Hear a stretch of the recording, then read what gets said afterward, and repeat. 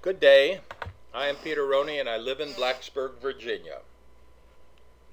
These smiley yellow balls gives you a heads up that when they appear I can talk about anything, even things that are not related to my video topic. Well, who am I? Well, here are the details. I'm a chemical engineer by profession. I have 2 degrees. I've taught for 31 years at Virginia Tech in Blacksburg. I've retired and now I'm called Professor Emeritus, which is sort of a hoity-toity title that I like. My email address is peter@rony.com. I'm not a social worker, but I sure use email a lot. I've just learned how to upload and view my own videos within the last 2 weeks at the end of July 2015. I've learned some lessons, and now I have concluded that a pretty good keyword phrase for you to search for my videos is Peter Rony Blacksburg. This YouTube video gives you some of my points of view about the abundance of elements in the universe, on Earth, in oceans, and in humans. In the 1950s, when I was taking chemistry, it is likely that physicists did not understand the process that led to abundances. Well, today, 2015, if you go to Wikipedia, physicists understand now the beginning of the universe and the start of physics. The universe started about 3.4 billion years ago or so with something called the Big Bang. Why it occurred then and what happened before the Big Bang, nobody knows. Well, the Big Bang was a gold mine for research by astrophysicists. So very quickly, something called a quark soup was produced. As a chemical engineer, am I expected to understand what a quark soup is? No. But from this quark soup, simple atomic nuclei were formed. 70% of these nuclei were hydrogen, 25% were helium, and 1% other, probably lithium. So these nuclei are just the center of an atom. There are no electrons. So they're sort of denuded atoms. Well, there was abundance of electrons, and since there were so many, they combined with the nuclei. The simplest one was hydrogen, it was called a proton, and to form neutral atoms. And the electrons, they would combine with helium nuclei to form helium atoms, and so forth. Well, you had all sorts of hydrogen atoms everywhere. So what happened to them? Well, they compressed, they associate with each other because of gravity. So gravity pulled the hydrogen neutral atoms together, and once they were together at a very high level, they ignited, which means that they burned the hydrogen atoms to form neutral helium atoms. And this igniting meant that the cosmos, the universe at that time, lit up. Now we have huge telescopes on Earth and in the space near the Earth, and they can detect this light. Well, these telescopes can detect light only way back to perhaps a couple of 100 million years after the Big Bang. And before that time, there was no light, there was no burning of hydrogen to helium, and the universe was dark. Well, stars come in all sizes. In the early universe, and even now, there were what is called heavy stars, and then massive stars. I don't know the ratio of the mass of massive stars to heavy stars, but it might be a factor of 100 or even more. Well, stars do not last indefinitely. They burn hydrogen to helium until it runs out. And then they start burning helium to a higher atomic weight element, let's say perhaps carbon, and they keep on burning lower atomic weight elements to form higher atomic weight elements until, with the heavy star, the process stops when you burn isotopes and reach iron 56. Iron is in the middle of the periodic chart, and it has atomic number 26, which means every atom of iron has 26 protons, and if you subtract 26 from 56, you get that iron 56 has 30 neutrons. Well, iron 56 is pretty stable, it's pretty happy with its 30 neutrons, and it doesn't want to undergo any more fusion. So with a heavy star, fusion stops at iron 56. Up to that point, you have all of the elements of lower atomic number, lower than iron atomic number 26. Well, that's sort of pretty dull, but the universe can do better. Massive stars, which were widely present at the beginning of the universe, they explode, but since there's so much mass, so much hydrogen, when they explode, the explosion is huge, and you can see it across the universe. It doesn't happen very often, but with our excellent telescopes, we can see it when it happens.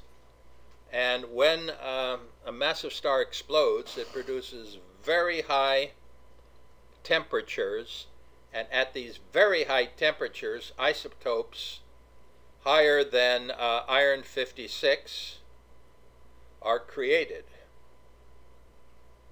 And isotopes and elements above iron, which is atomic number 26, all the way to uranium, which is atomic number 92, are created. Well, all sorts of element types are created, some with too many neutrons, some with not enough neutrons, and those elements that don't have the right number of neutrons, they undergo fission. They split and decay, and the element disappears. Well, let's get back to the supernova. You've got all sorts of stuff, all sorts of elements that are in the environment of the supernova, and by environment they may be spread out over millions of kilometers, or say maybe more than 10 or 100 light years in length. So the unstable elements that are present, they disappear, and we have the stable isotopes and elements, and they remain. So with millions or 100 millions of years, we have only 266 stable isotopes. And remember, there are elements up to atomic number 92. So some elements have several stable isotopes. And then you have 18 very long-lived isotopes. And I don't know what they are. It's sort of interesting. So you have stardust. The stardust is stable. And then gravity begins to come into play. The stardust collapses into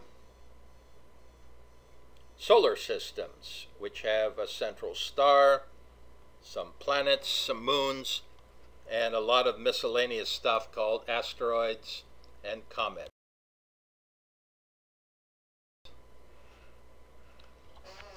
During the 1990s, Hillary Clinton wrote a book called It Takes a Village. Well, that isn't appropriate to space, but the corresponding statement is it takes a supernova. We can detect elements above iron isotope 56. We can detect elements all the way up to uranium. And why? Well, the answer is the Earth, the solar system, is made up of dust and elements created by a supernova. So you and I, we are stardust that was created by a supernova. Now we have two jargon words. You can go to Google and look them up. Fission means split. Split in half, let's say. Not perfectly, but sort of in half. Fusion means combine two nuclei, two elements to form a larger, higher atomic number element. Fission occurs on Earth. For instance, uranium and plutonium, they undergo fission. They split in half, and when they do, they liberate a huge amount of energy, and the atomic bomb is a fission bomb. Fusion takes much higher temperatures, and it's not easy to create fusion, say, with hydrogen atoms. Well, our star does it because it has a very high gravity. But it's hard for us to do so on Earth, and we've tried very hard, and so far we've failed. Here is the periodic chart of elements. And if you look sort of in the middle, in the pink area, the top row, right in the middle, you see iron, Fe, ferrum, which has an atomic number of 26. So with ordinary heavy stars, when they collapse, they produce all the elements, or most of them, up to iron. And then the process stops. Well, if we stopped at iron, we don't have really much of interest on Earth. We have no gold, no silver, no copper, no uranium, no rare earths, nothing. Pretty boring. But if we have a massive star, when it explodes, you produce all of these elements up to element number, atomic number 92. That's U. Uranium.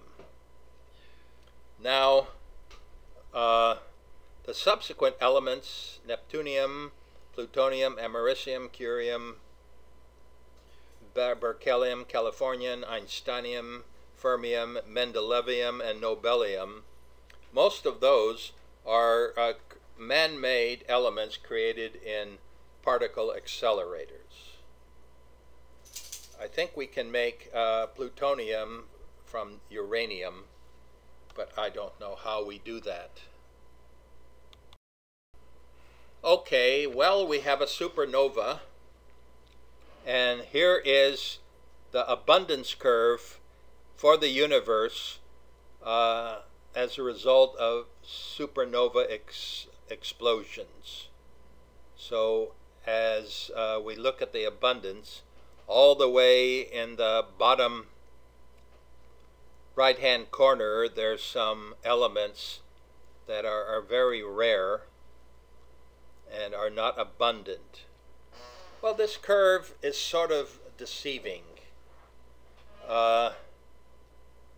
Let's look at the y-axis. At the top we have a value of 1. Below it you have a value of 0.001, and below that you have a value of 10 to the minus 6, and below that 10 to the minus 9, and below that at the very bottom left you have 10 to the minus 12. Well, this is what we call a logarithmic scale, and this is something we have to use when the abundance of elements vary by a huge amount. So let's start at the top. Here we have the most abundant elements in the universe: oxygen, silicon, aluminum, iron, carbon, magnesium, sodium, potassium, titanium, calcium, and then finally after titanium, carbon. There are a lot of these, there's a lot of these elements on Earth, in the oceans, and in universe. And then let's go to the lower right-hand corner. Here there's radium. I don't know what Pa is. Xe is xenon. Kr is krypton. Ir is iridium. There are not much of these elements. Is the situation changed? Well, let me stop here. Here is a table of the top 15 element abundances in the universe. I like this table. It's very easy to understand. And if you look at that, after hydrogen and helium, which were the most abundant elements in the early universe, we have oxygen, carbon, neon, iron, nitrogen, silicon, magnesium, and so forth. So here are the abundances of elements in the Earth crust. And this curve looks very similar to the curve for the universe. Let's move on. Here are the abundance of elements in the Earth's crust, but this is a much better figure. It's color-coded. So we have the darker green rock-forming elements.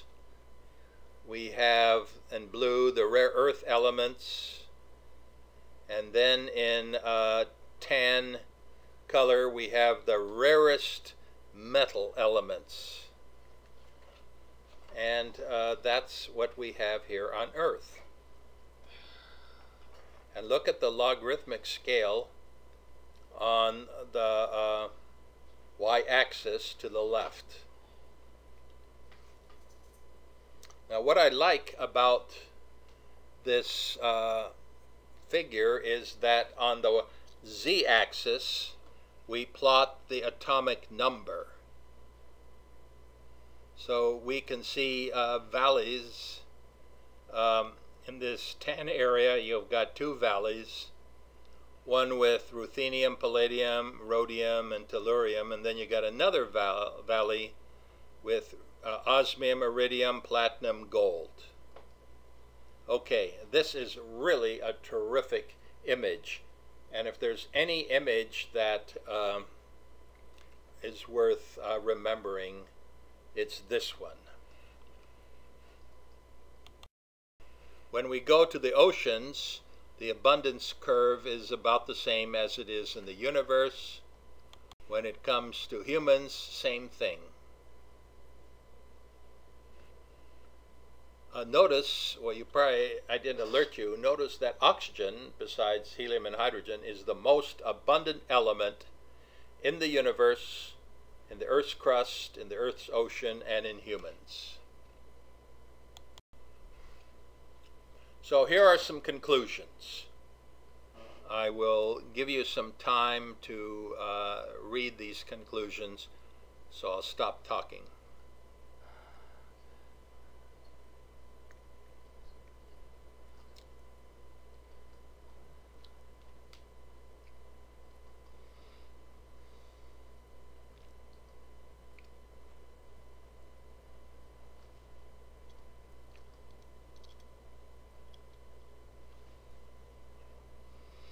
Okay, let's move on.